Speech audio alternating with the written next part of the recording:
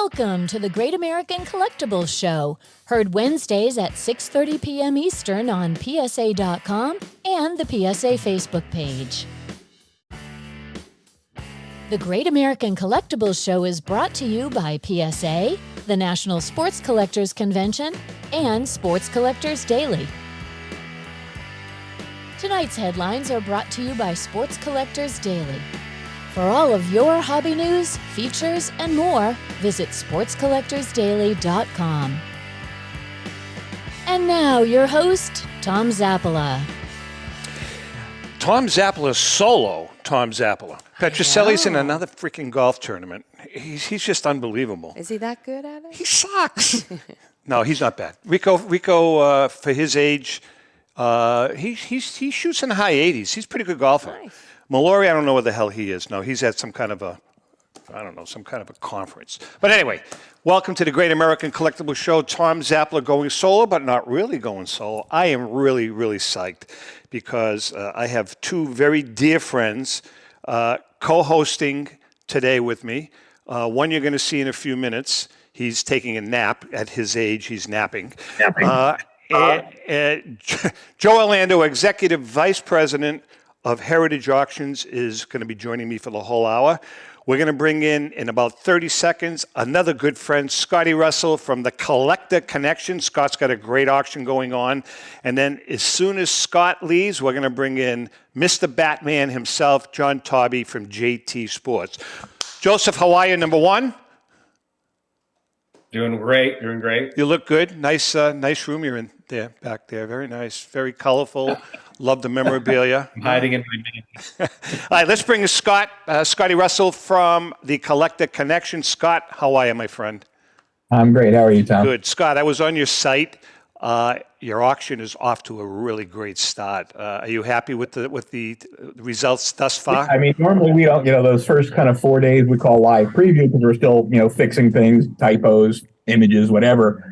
So the auction really only started Sunday. So we're off to a real rousing start. Now, when does the auction end?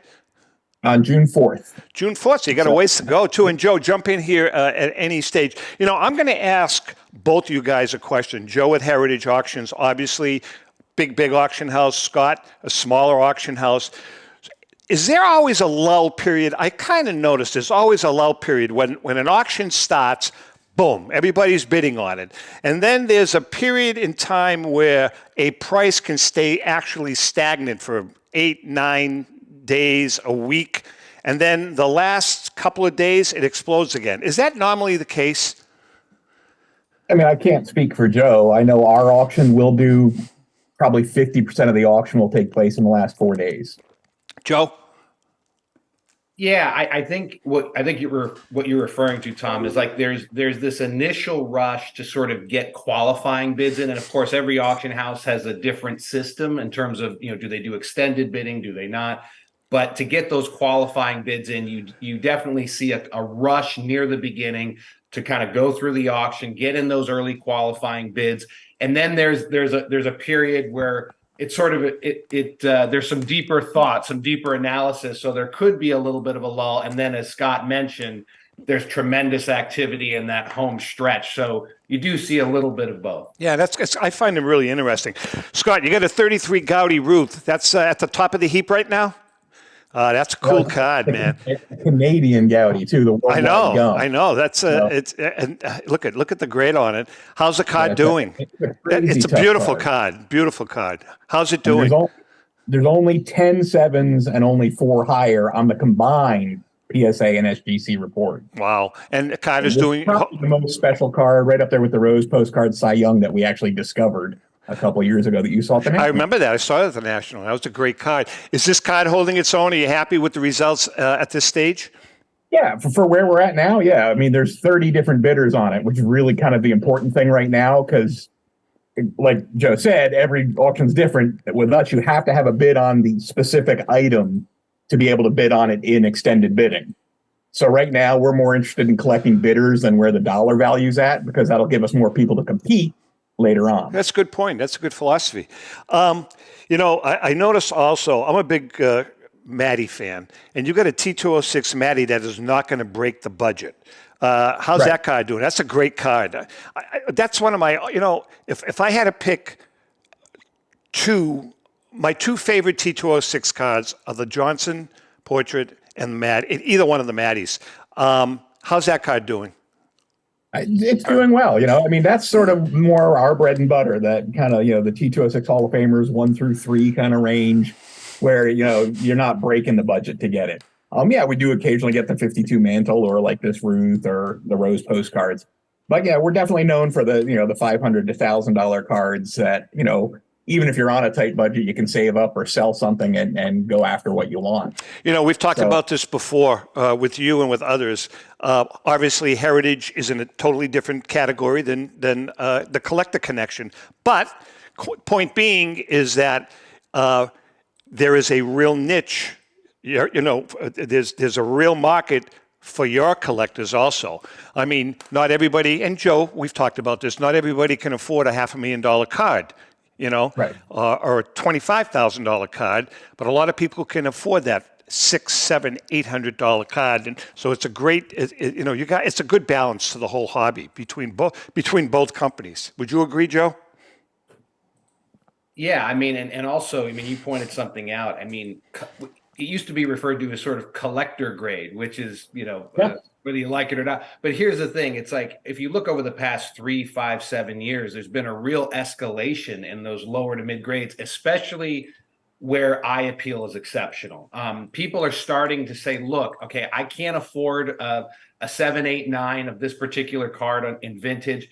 But if you find a 3 that is absent, whatever, a crease going right through the player's face, or, very distracting print or staining, it just has, let's say, touched rounded corners, but it's got a really nice picture. Those types of cards have really performed well the last several years, and collectors have sort of grown to appreciate those grades, again, where eye appeal is exceptional.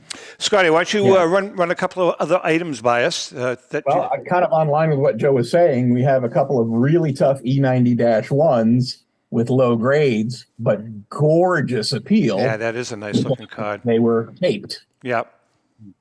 But I mean, the front of that is a 4 all day, and we'll see much better than what you'd think of as a 1 price. And then another short print, Cy Young on Cleveland. And again, same deal, not quite as nicely centered as the Wagner, but there's your issue. Right. So yeah, I mean, there's guys who can't afford, first of all, these cards in 5s are hen's teeth. They're impossible to find. So if you can get a striking 1 that looks good, in the way that most people look at cards, there's a big market for it. You've got a 26 Root W12. Yep. A WS12, I'm sorry. That's a cool card. Yeah. That's a cool card. That's a very, very nice card. Funny, the strip cards, they've definitely gained in the last, 5 years or so. They used to be, the redheaded stepchild. Right. And now people, it's been a way to turn to get your good Ruth or your good Cobb, because you can't afford a T206 or a 33 Goudey. And you've got some T205s, which is always that's a tough card. It's a great. It really is. It's a great set. Tough to get those in a high grade because of the chipping, but you got quite a few, right? Yeah. And we actually have a really nice eye appeal 1.5 Cobb in that set. Very nice. I don't have that on my desk, so I can't show it to you. But. All right. So when does the auction end? It ends on Sunday, June 4th. Extended bidding starts at 10 p.m. We're usually out by midnight. We don't run all hours of the morning. So. And the website address is very easy. thecollectorconnection.com. All right. Listen, wishing you the best. It's a great auction to our viewers and listeners. This is a perfect auction that won't break the bank. Won't break your personal bank. All right, Scott, we appreciate it. See you down the road. Take care. Yep. Scotty Russell from the Collector Connection. Joe, there is such a market for, the budget-minded collector, isn't there? Absolutely. I mean, Scott just brought up 2 perfect examples where it had the damage on the back, but the front, the eye appeal far exceeded the technical grade on the front. So those are great opportunities for someone who can't afford, as Scott mentioned, a much higher grade, but they look great at arm's length. So there's no doubt that part of the market has really changed in the last several years. Okay, let's bring in our other co-host. Just, he's a Yankee fan, but that's okay. The foremost expert on the bat world, Mr. John Taube from JT Sports. How are you, John? Tom, good to see you. You know Mr. Orlando, I think. I've met him on occasion. Hey, listen, I wanted to hold off on the headline until we brought John in. Because I want to get your take. Because, just let's put it this way, from the periphery. All right, I'm going to qualify it. PWCC Marketplace sold to Fanatics. Fanatics Collectibles, which pledged to enter the auction space when it acquired the future rights to baseball, football, and basketball trading cards in early 2022, did just that as the week began, announcing the purchase of Oregon-based PWCC Marketplace. Terms of the deal were not disclosed. Fanatics and PWCC informed employees of the sale on Monday. Supposedly, it's a strategic, long-term decision for the business that will allow us to further enhance and support the broader collector ecosystem, a Fanatics spokesman told Sports Collectors Daily. I'm not going to read the whole story. If you want to get all of the information, you can go to sportscollectorsdaily.com. Guys, without getting into specifics, I mean, the market is definitely changing on a daily basis. John, true or false? Well, definitely. Am I surprised? Not really. Fanatics is, established such a large footprint in the industry. I'm waiting for them to knock on my door. Orlando's going to buy you out. Right. But, and I heard you alluded they're going to enter the auction space. Really? I did not hear that. Joe, you were reading earlier. Yes. Eventually. Yeah. I thought you meant now. Yeah, eventually they do want to do that. Absolutely. Joe? Well, the way I look at this, announcement and some of the other announcements around Fanatics is, look, Fanatics has incredible global reach. And if they're able to expand the pie, if they're able to reach more collectors, introduce more people to the hobby, then I think that's a good thing for John's business, heritage, collectors. I think it's good for everybody. So I tend to look at it as a positive that, look, they're spending a lot of money on infrastructure. They're trying to build their business. And if they expand the market, then everyone inside of that market who's doing a good job at what they do is going to benefit from it. Interesting. All right, let's talk. We're going to be a little bit all over the place today. First of all, I want our viewers, we're going to be talking a lot about the hobby. We're going to be talking a lot about bats, game-used bats, store-bought bats. These are literally, these two gentlemen, along with Vince Malter, are three of the experts in the business as far as I'm concerned.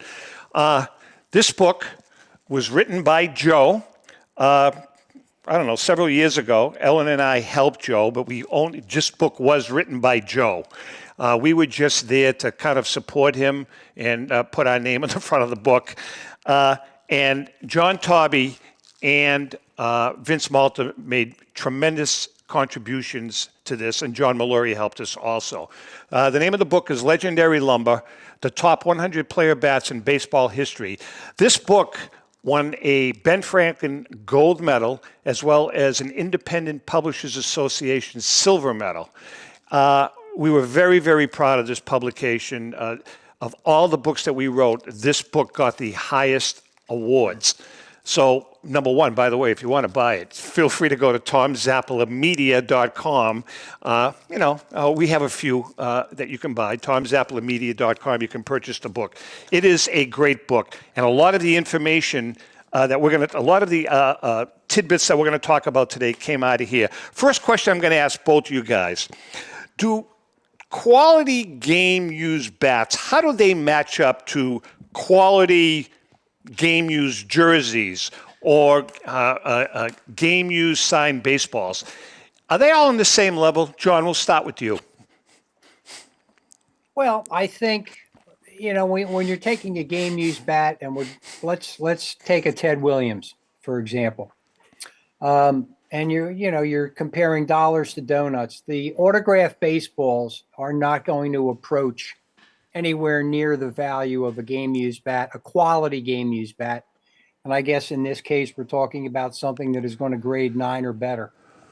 And then when you get into the uniforms, they tend to be much more rarer than the game used bats.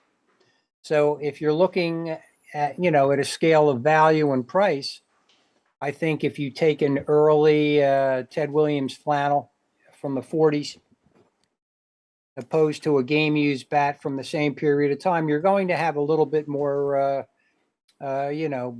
price value with a bat over a jersey. They're going to be much more expensive. Joe? Yeah, I mean, what I would say is this: is that I think the ultra high end bat market has followed really all of the other markets. In terms of jerseys, cards, in terms of the best, pulling away from everything else. But one sort of segue here, if I may, something that John and I have talked about quite a bit over the past few years is that while the really upper echelon bats have accelerated, I mean, they're selling for multiples of where they were just a few years ago. There seems to be an opportunity on bats that are, when I say lower graded, I don't mean low grade like we were talking about with cards. I'm talking about bats that might grade 7, 8, 8.5. Maybe John can kind of, we've talked about it before. Maybe John can comment on that. The kind of this opportunity on bats that aren't the 9s and 10s that have incredible provenance or eye appeal, but the ones that are just a level or two below. John? Yeah, as Joe said, we've discussed this at length, and I think what a lot of collectors miss, the focus has become so ingrained with grade and now photo matched. I mean, and these are as far as authenticity is concerned, it's photo match bat is the epitome of, authentication. But when you're looking at a grade 7 or a grade 8, 7.5, 8.5 in that area, there is nothing adverse you can say about the bat. You're talking about a bat that is player used, game used, and really it comes down to the amount of use that is on the bat. And that's generally where the grade is going to look. Well, that's what I was going to ask you, John. I mean, a lot of us know how cards are graded, what they look for. And you are the foremost authority on grading bats. What do you look for in a bat, a game-used bat? Tell me the difference between a bat that grades out at a 3 or a 4 versus a bat that grades out at a 7 or 8. What's the difference? Well, first of all, when you're authenticating a major league bat, the actual process of placing it, as a pro bat is fairly simple with the reference that we have of the Louisville Slugger records. I mean, it's a matter of looking it up, looking the model up, the year, the length, the weight, etc. But what we look for, first of all, is the condition of the bat when it comes in. Is it cracked? Is it severely cracked? Does the length and the weight, does it match up with the player records? And then most important, what you're looking for is player characteristics. I guess somebody that we can all relate to, collectors with bats and even just sports fans, George Brett, think about his pine tar bat. So you're looking for, during his career, if you look at pictures of Brett, he goes through stages, if you will, of the amount of pine tar he uses. In the mid 70s, it's fairly moderate, light to moderate up on the mid handle. As you move into the 80s, he starts to increase the application to the mid handle, and then you see some on the lower handle also, with a gap in between. And it's funny because when you look today at the pine tar bat, there's not a lot of pine tar on it compared to the bats he uses later in his career, which, they are absolutely, quote unquote, I don't want to say disgusting. They're beautiful, but some people, I've had collectors return Really back to me because they have too much use. That's amazing. It is amazing. God. It is amazing. But George Brett bats from later in his career look like they've been dipped in pine tar. We are chatting with John Taube and Joe Orlando, JT Sports and Heritage Auctions. We're going to take a quick break. We come back, we're going to switch gears a little bit and talk a little bit about the memorabilia world. Hang in there. We'll be right back. Since 1996, Brian Drent and the staff at Denver's Mile High Card Company have led the charge in the collectibles hobby. Mile High is a full-service dealer specializing in buying and selling cards and offers a competitive consignment program for all collectors. Whether it be their computerized want list service, appraisals, or auction services, Mile High has it all. If you've been searching for a company with a selection of high-grade vintage 1888 to 1970 baseball cards and memorabilia that shares your passion, aim high, Mile High. Go to milehighcardco.com or call 303-840-2784 for more information.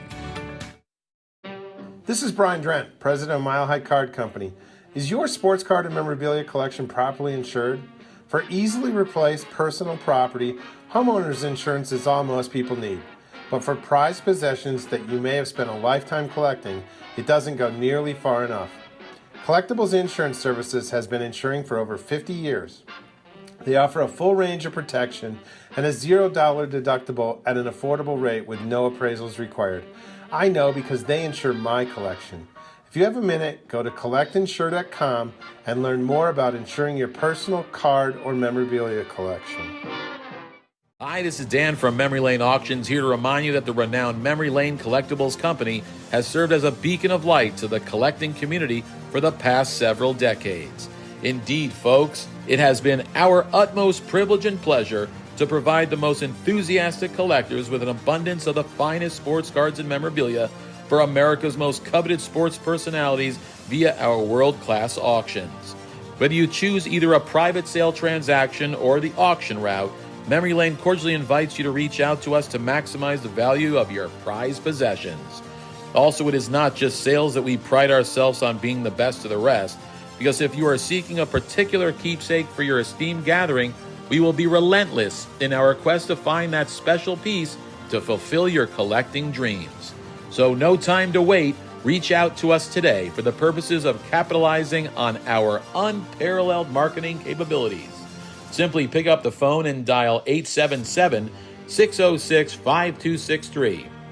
That's 877-606-LANE, or find us on the World Wide Web at www.memorylaneinc.com. Now is the time for your valued consignment to ultimately become another one of Memory Lane's record-setting prices. How would you like to own the bat that was used by your favorite player when he hit that towering home run or game-winning base hit? Now look no further than JT Sports, specializing in the sale and authentication of professional game-used bats. As the official authenticators of professional model game-used bats for PSA DNA, JT Sports will guarantee the authenticity of any bat purchased from them. JT Sports also buys and sells game-worn uniforms, gloves, and baseball equipment. The unique quality of the collectible is what JT Sports is all about. Give them a call at 609-487-8003 or check them out at GameUseBats.com. Okay, we are back, and we are chatting with two of the good guys in the hobby, Joe Orlando, Executive Vice President. Joe, that kind of rolls off my tongue. Executive Vice President. You're not even the Executive Vice President of your house. Your wife is. Heritage Auctions. And John. My own household, I'm right behind my second French Bulldog, somewhere in there. And John Taube, President and founder of JT Sports. Hey, listen, by the way, and not to tell, and we don't do this often, I swear we don't, but, we just got word that our book that we released last summer at the National, the Diamondbacks Collection, 50 of the greatest cards in sports collecting history. This is the book that Ellen and I wrote along with John Mallory, and Joe was a big contributor on Ken Kendrick's collection. We won 2 more awards. We won the Ben Franklin Silver Award, silver, whatever you call it, silver medal, and the Ippy bronze medal. So You know something? We're on a roll, but guess what? That's our last book. You can make book on that. All right, let's get back to both John and Joe. Question, Joe. I want to talk about, and John, you can put your 2 cents in here. Memorabilia. Is memorabilia surpassing card collecting as the go-to for hobbyists, or are they still running neck and neck? It could be my imagination, but it seems though a lot of collectors are gravitating towards memorabilia also. Joe, you first? Yeah, I think memorabilia, especially game used, jerseys, bats, it's closing the gap. And I think that's in part because of greater information today. As John mentioned, things like photo matching. There's more information about collecting those things than there ever has been before. So I think that's helped. But I still think, I mean, there's still a ways to go. I mean, when you think about, and I've collected just about everything in my life. When you think about cards, and then you think about terrific, like, look, last summer Heritage sold the 9.5 Mantle for over $12 million, right? When you think about it, as cool as that item is, you could buy the best Mickey Mantle jersey, the best Mickey Mantle bat, the best Mickey Mantle glove, and by the way, have millions of dollars left over. Yeah, good point. There's still a ways to go in terms of information, I think, and comfort on the collector's part, but it's absolutely closing the gap. So I think it's moving in the right direction for sure. John? No, I'm just going to echo Joe. Over the years, we have seen finally, we are closing that gap. But the card market is always going to be the driver, in my opinion, to the hobby itself. The onset of many of the photo matching services and the image companies online, what they're doing, we've really expanded the base of collectors and the number of collectors that have come into the market.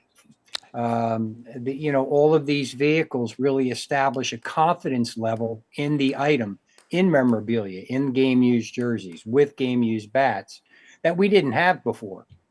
As time goes on, I expect that trend to stay the same and increase.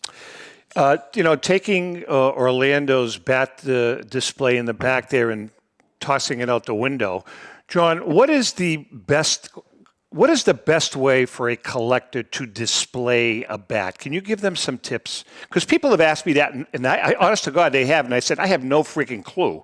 So what is the best way to display a bat in your man cave, in an office?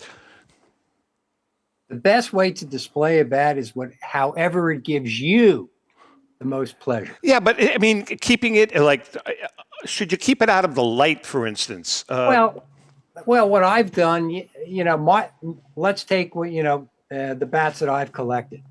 I will, the only time you really have to worry about light with a baseball bat is if there's an autograph on it.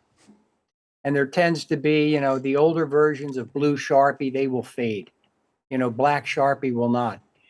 But an efficient way to do it, and I get a lot of pleasure out of it, is I just use a dowel system where I hang the bats just like you see Joe's collection right there. Collection. Okay. One bat over there.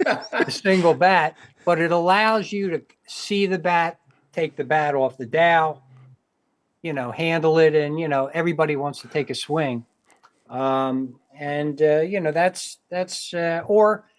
Some of the bat cases are very attractive too, where you have multiple bats within a case or a single bat within a case. There's a couple of ideas that I've used that I think are popular. It seems as though today bats are made out of many different species of wood. Is there any species of wood today that surpasses the others, whether it be ash or oak or whatever? You want me to grab that? Yeah. Jump on. Well, you can both jump on it. Well, right now it's maple.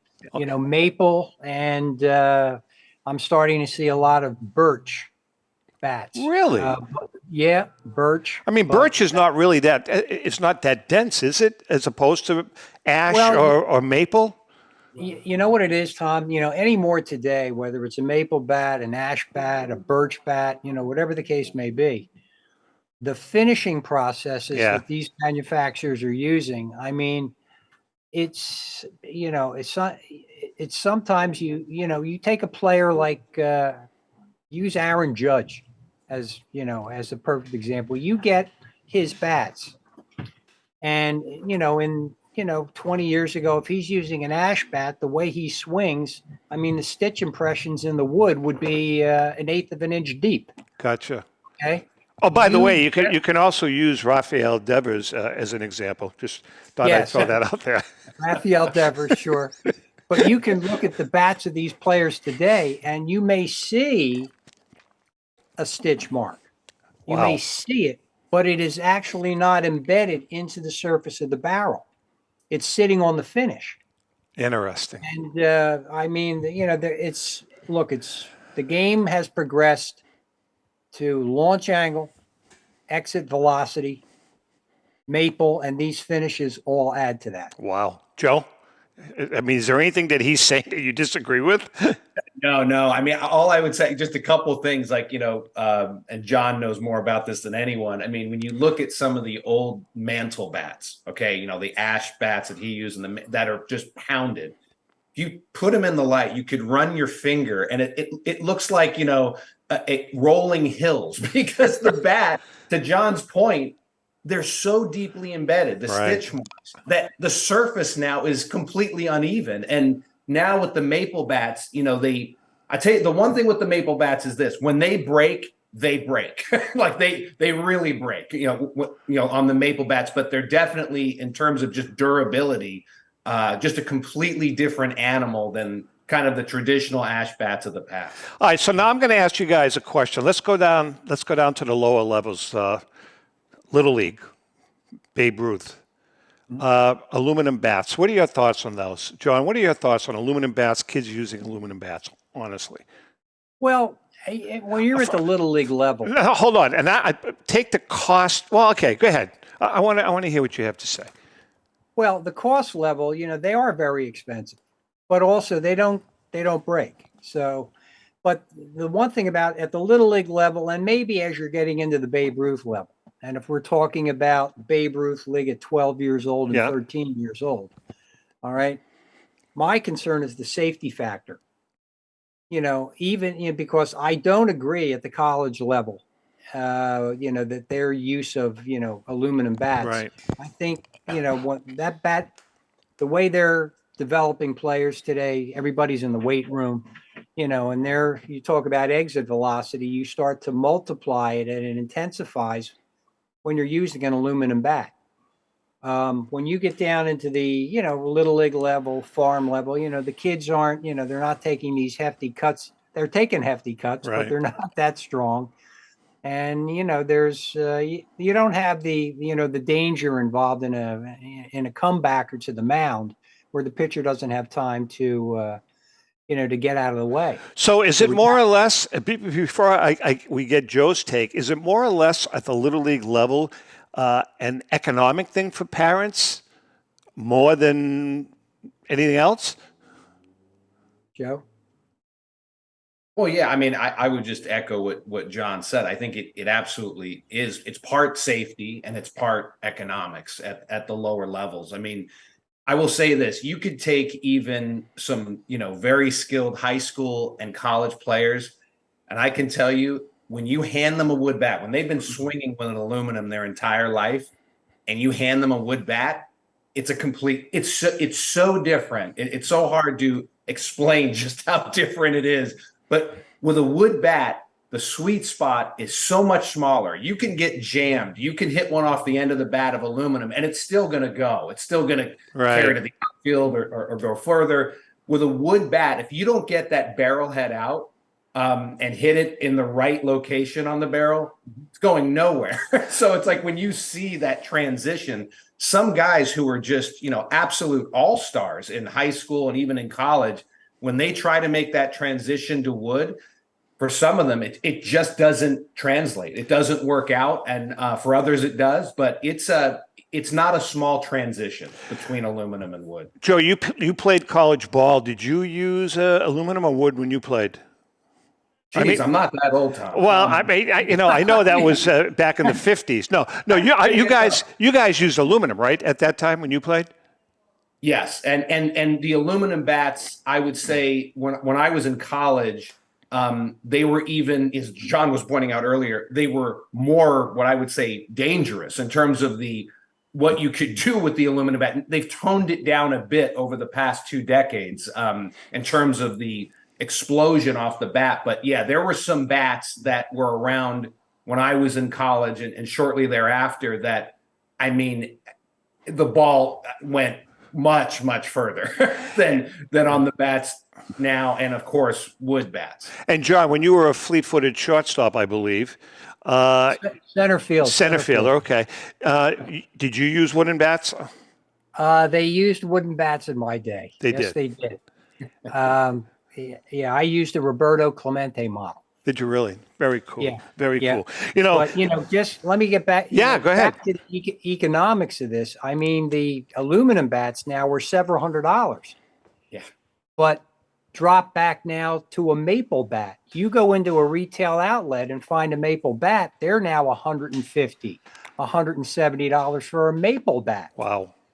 Okay. Wow. It's you scratch your head, when you see some of the prices. Yeah. Something else, it's really weird. I know this sounds childish, but I go to my grandson Johnny's Little League games. And he's very funny, by the way.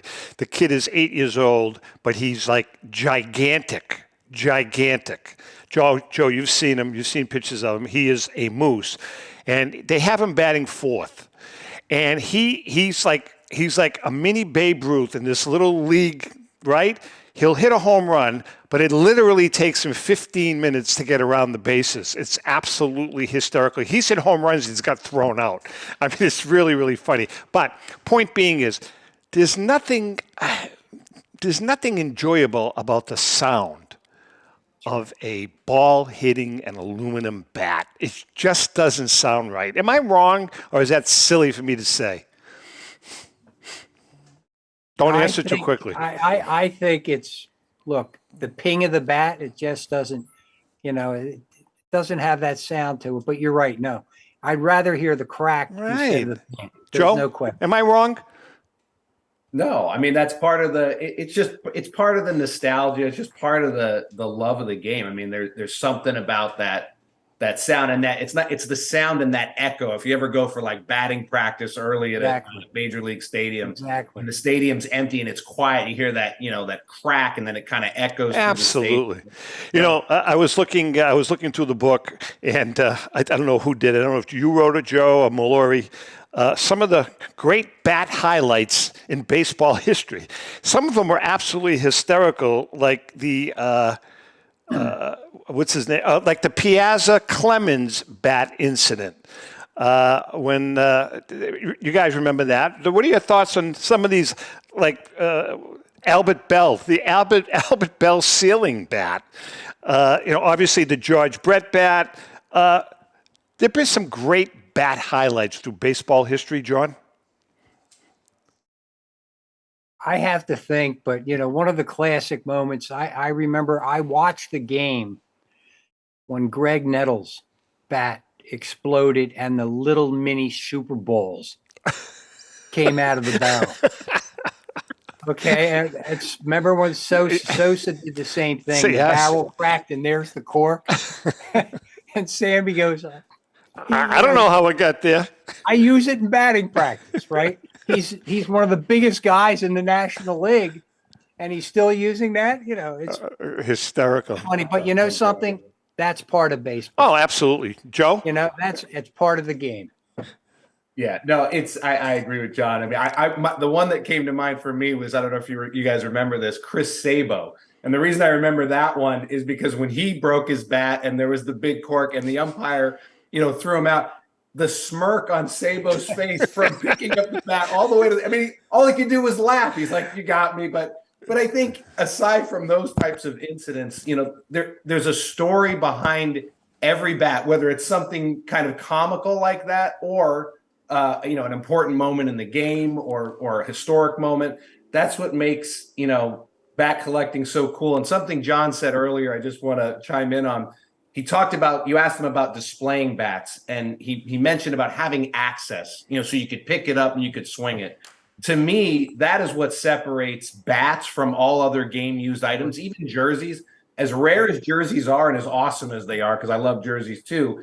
I mean, there is something different about picking up Babe Ruth's bat or Shohei Ohtani's bat and putting it in your hands and taking a couple cuts, then putting on a jersey. It's like, what am I going to do? Go trick-or-treating in Shohei Ohtani's jersey and run around the house? There's something different about putting it in your hands, and I think that's part of what makes bat collecting so fun. All right, we have a couple of minutes for this segment. I'm going to throw something out at you guys, and I don't want you to think it's blasphemous, but I want to get your honest opinion.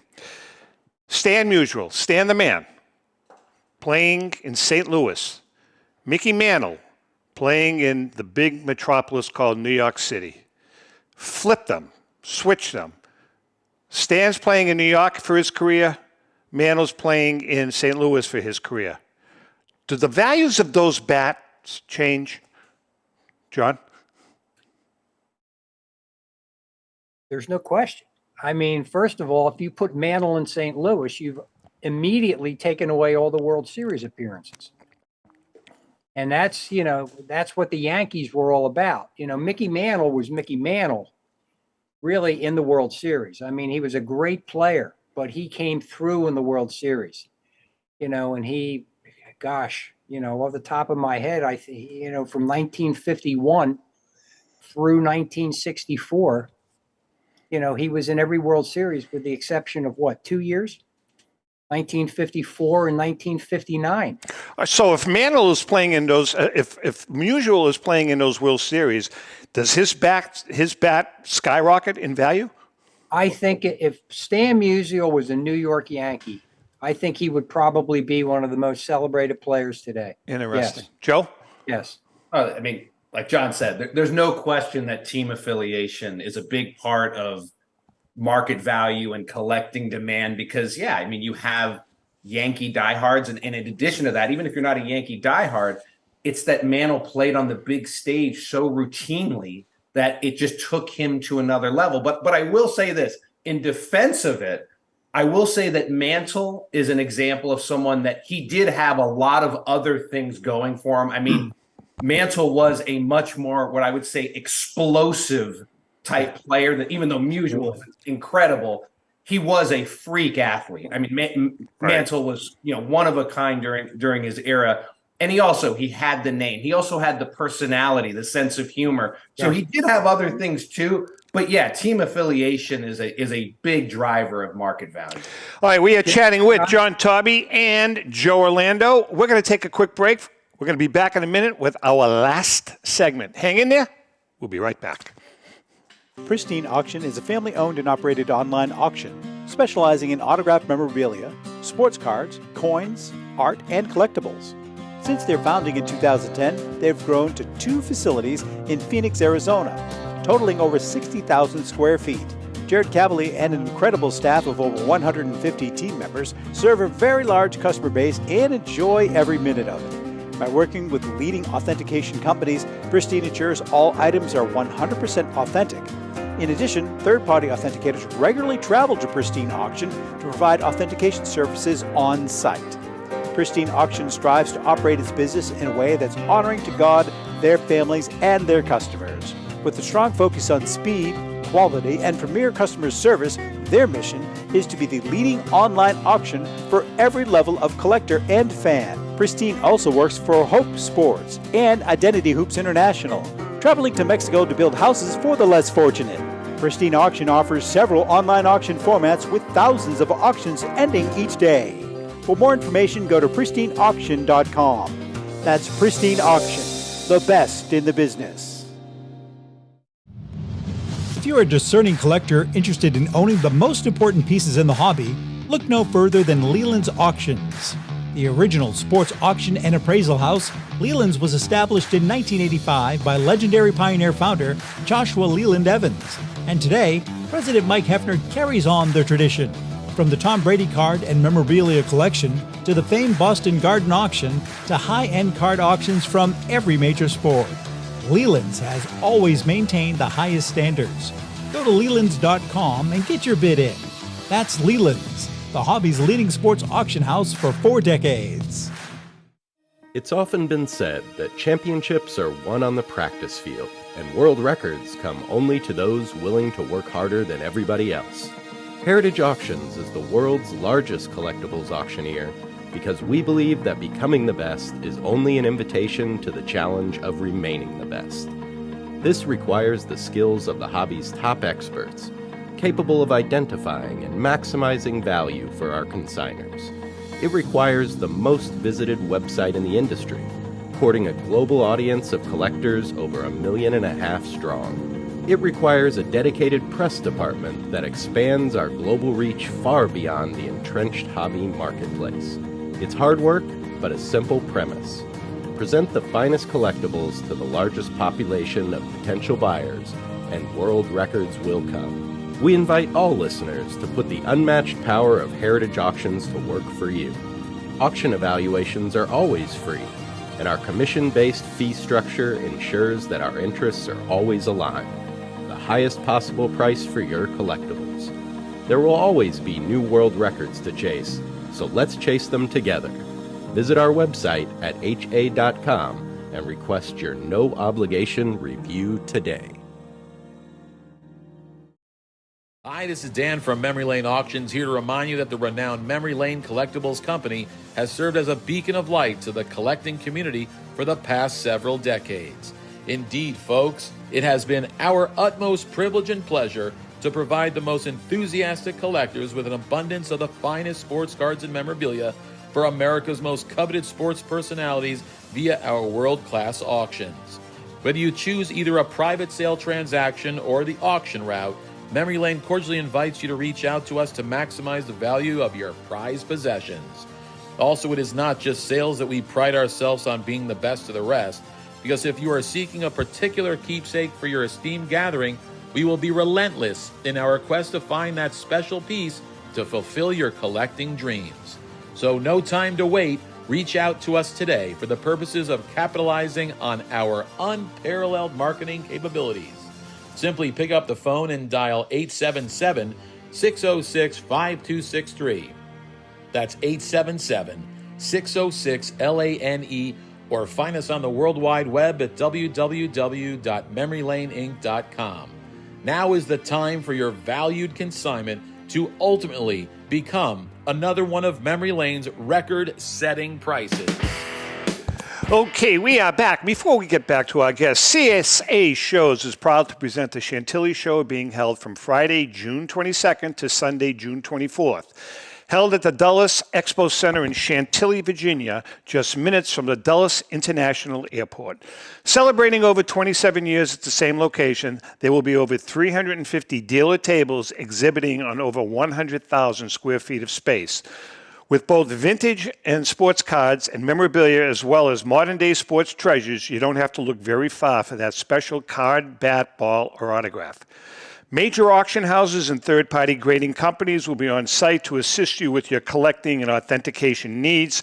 Some of your favorite superstars will be on hand, including 2023 NFL first-round draft picks C.J. Stroud and Anthony Richardson, football greats Mean Joe Green, Randy Cunningham, Jerome the Bus Bettis, NBA legend Walt Clyde Frazier, and many, many more.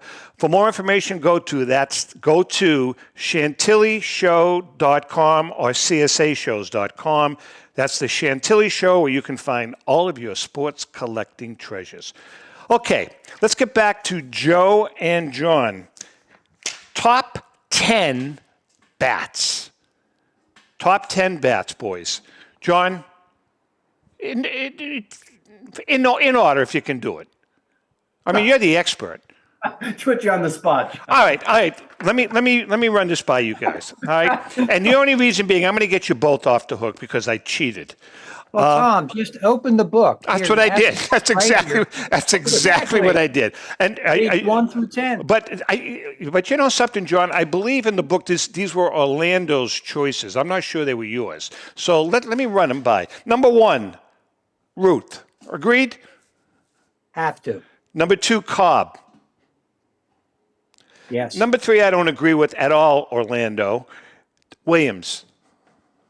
Ooh. That was yours, Joe. You made that. You're going to have to. Hey, Tom, if you let me Tom, defend why it. don't you agree? Because I think there are a million Ted Williams bat out there. I would take a Lou Gehrig gamer any day over a Ted gamer. Am I allowed to defend myself? Absolutely. Go. So part of the criteria for me is in the realm of bats, because Ted Williams and Babe Ruth are literally interchangeable. Like either Ruth is the best hitter and Williams is 2, or Williams is the best hitter and Ruth is 2. They're almost interchangeable statistically throughout their careers. To me, I put him up the ladder because of his prowess with the bat, and this is the symbol of hitting. So I put Williams. All right. I certainly agree with you on the rarity point, but that's why I put him higher. All right. Go ahead, John. What were you going to say? There's no comparison between Ted Williams and Lou Gehrig. Ted Williams is an icon. Gehrig played in the shadow of Ruth. There's no question was a great player. But when you look at Ted Williams and what he did in his career and how he did it and what he went through and what he sacrificed as part of that career, no one hit like Ted Well, Williams. you know what it is? I think I am, Joe, I think you hit it on the head. I think I'm looking at the rarity of the bat rather than the player himself. And you're making a good point, a very good point. Jackie Robinson you have next. You have Ted. After Ted, you have Gehrig, and then Jackie. You guys agree with that? Yes. Yeah. I could argue today, since that book, we wrote it together several years ago, because of the way the market has changed, I could imagine flip-flopping those two, because all of Jackie collectibles have escalated beyond any other legendary player of the past. And so you could even argue moving him up ahead of Williams because of the symbolic sort of value of Jackie Robinson period. All right, interesting. From a rarity standpoint, excuse me, you have Mickey Mantle next, but just following Mickey Mantle, you have Shoeless Joe Jackson. Should Mickey be ahead of Joe Jackson? I'll let John take it. Yes. Yeah, Mickey should be ahead of Joe Jackson. And I'm just saying from the collecting community, I mean, Shoeless Joe has a niche of collectors. It's a vintage bat. It's from, arguably coming out of the dead ball era. The Black Sox scandal is a big appeal. But Mickey Mantle is magic. In the hobby, Mantle is magic. Interesting. And there are tremendous amount of collectors who remember Mickey, and there's also a tremendous amount of young collectors who are in awe of Mickey and the numbers that he put up.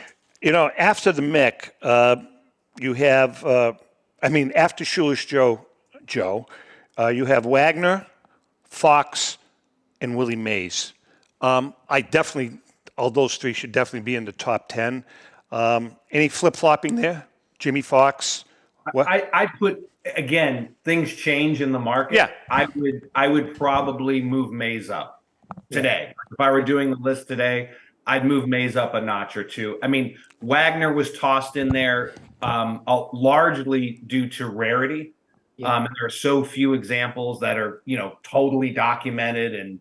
And again, John knows better than anybody here about that. I mean, so he's, Wagner's there largely due to rarity, also because he was still considered, he's still, maybe the greatest shortstop of all time. But Mays, I think, as clearly the best 5-tool position player ever, even though his bats are more common, I'd probably move him up a notch or two. Hey, John, can we sneak a Petrocelli in the top 15? We can do anything. Absolutely. I had the bat right back That's right. here. You did. That's right. I forgot. War Club. Yeah. I forgot Big that. bat. How big was that bat, John? Tell Joe. 38 inches. 42 ounces, 43 ounces. Rico actually used it in a game, Yeah. Joe. He used it in a game. Unbelievable. He's a strong guy. Yeah, real strong. Tom, can I make one point, just to drop back a Absolutely. Are little? you kidding? Absolutely. We were talking about game used bats and jerseys. Okay. And just remember one thing, and this is for collectors, and any game used bat collector will attest to it. The bats are very, very, very personal to the player. When we talk about player characteristics, you're talking about players who bone bats, scored bats, a specific pine tar application, Ted Williams with olive oil and rosin. Okay. He would boil his bats. You hear tales of Eddie Collins dipping his bats in dung in the off season. Okay. What do they do with the jersey? The jerseys are beautiful and they're rare, but they just take them off and throw them in the laundry pile. Yeah, good point. Very good point. What about the modern bat market, John? There's some superstars today. Is that market holding its own, or is it exceeding vintage bats? I'm talking the Aaron Judges of the world, the Mike Trouts of the world. It's funny because the modern day bat market really adjusts with the player's performance. Okay. Right now, Shohei Ohtani is, you can't touch a basic bat for less than $20,000. Wow. Okay, that's a basic bat. Now you put in a photo matched home run bat, you're starting to go into multiples. Okay, it's just the way it is. Acuna, all the players. You can go right down the list of players, and you can throw Mike Trout, who was arguably the best player in the game a few years ago. Now, because of a couple of seasons of injuries, people are starting to ask a few questions, et cetera, et cetera. The market fluctuates directly with the performance of the player. Interesting. We've got a few minutes left. I'm going to ask both of you to answer this question. Joe, you first. Are you happy with the direction that the hobby is going in? Overall, yes, I do. In terms of, this is what I would say. When I look back, for people of my sort of generation, for those who were there during the first hobby boom of the 80s, to me, what are the two biggest differences between the 80s, the first hobby boom, and where we are today? To me, it's access and information. Yep. It used to be, I remember veteran collectors and dealers in the 80s and even into the 90s talking about how they would keep the information to themselves as leverage to try to buy things. Now we're all sharing information. There's more information available to the collector than ever before, and that makes people comfortable with spending money. I think that's a great thing. And then access. I mean, it's hard for a 25-year-old to imagine this today, but as a collector growing up, I was limited to the local baseball card shop, pretty much. There was some mail order going on then, but that was a risk. Like, did you want to trust that what you were going to get in the mail in some, old magazine was going to, what was going to, show up on your door was what you thought you bought. So access and information, I think, has made the hobby just so much more interesting and so much better today. We can buy virtually anything, again, based on budget. But in terms of stuff that you want to collect, the world is available to you. It's at your fingertips. So I love those two things and the difference today versus when I was growing up as a kid in the hobby. John, we got about 2 minutes. No, I agree with Joe 100%. And I'll add to that, not trying to blow our own horn, but when you bring in outside authenticators, third-party authenticators have come into the mix that we just didn't have them in the 80s. Right. Good point. And you're looking at, PSA is the forefront of the authentication arm of the hobby. with game used bats and game used jerseys, there's a confidence level now that people have when they're, when you're going out, you're not spending $300, $400, $500. In the 80s, first Mickey Mantle bat I bought, I paid $1,390 for. Okay. And, today that same bat is, over $100,000. That's unbelievable. And that's, you need to be confident. You need to be sure, of what you're buying. If you want a great read, this is a book that was written, as I mentioned, by Joe Orlando. Ellen and I just helped. Trust me, we just helped. And Mallory did less than help. He was drinking martinis and writing. But the foreword was written by John and Vince Malta. This is everything you need to know about bats is in this book. You can go to tomzappalamedia.com. I think it's on sale. I don't know. I don't pay attention. But anyway, with that being said, guys, you bring so much to the hobby, both of you. You guys are both legends in the hobby. I know you hate to hear that, but you both are. Everybody looks at you two guys as two of the big go-to guys in an industry that is just massive. With that being said, Joe, thank you so much. I know you've got some huge heritage auctions coming up. Huge. And by the way, thank you for taking on my little dinky card. And John, we'll see you down the road. See you at the National, hopefully. See you at the National. Tom. All right, guys. With that being said, to our viewers and listeners, thank you so much for the support. Quite frankly, the numbers have been off the charts, and we're really, really thrilled. With that being said, happy collecting.